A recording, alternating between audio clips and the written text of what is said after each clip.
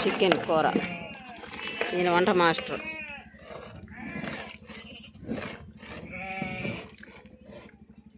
వంట మాస్టరు మా అల్లుడు కలిసి చేస్తున్నారు వంటలు. చిన్న ఫంక్షన్ అన్నాను కదా, సూపర్గా ఉన్నాయి. ఇంకా అన్ని వంటలు కాలేదు, చేస్తారు. ఉల్లగడ్డ క్యారెట్ కటింగ్ చేసి పెట్టారు, అంటే కుర్మా చేస్తారు. ఎర్రగడ్డలు ఉన్నాయి, ఇంకా